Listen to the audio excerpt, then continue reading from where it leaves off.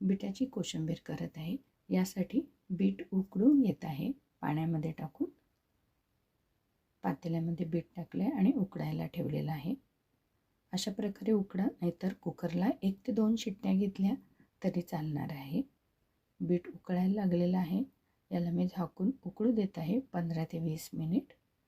तोपर्यंत मी एका साईडला कोशिंबीरची तयारी पण करत आहे। अशा प्रकारे बीट उकळायला लागलेलं आहे।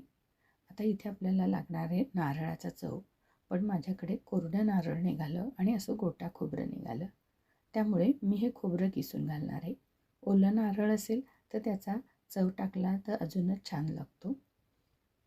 अशा प्रकारे खोबऱ्याचं किस करून ठेवत आहे। त्यानंतर इथे बीट उकळतच आहे। व्यवस्थित शिजून झालेलं आहे बीट। 15 ते 20 मिनिटांनंतर आता मी यामधून बीट काढून घेते आणि गार करते, कारण मला याचं साल काढायचं आहे, त्यासाठी हे गार करत आहे। थंड झालं बीट, त्यानंतर व्यवस्थित साल काढून घेतले, एका साईडने देठ काढून घेतलं आणि आता हे मी किसून घेणार आहे।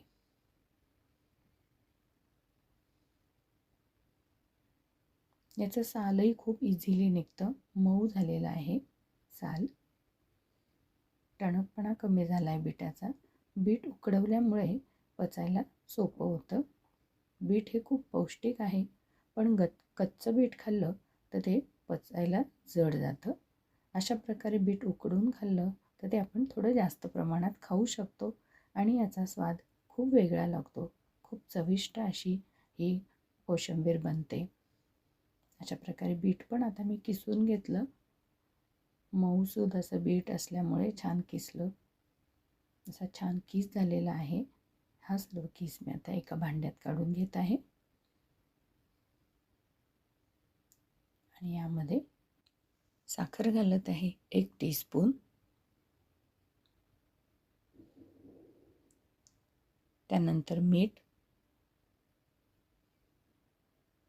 आणि कोशिंबीर आहे म्हणून लिंबाचा रस। लिंबाचा रस पाचक असतो, त्यामुळे तो इथे घेतलेला आहे।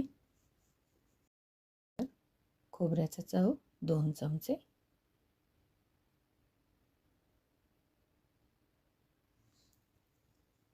इथे मी फोडणीची तयारी करत आहे कोशिंबीरसाठी। छोट्या कढईमध्ये साजूक तूप टाकलं, त्यानंतर जिरं मोहरी तडतडलं, त्यानंतर हिरव्या मिरचीचे तुकडे टाकले,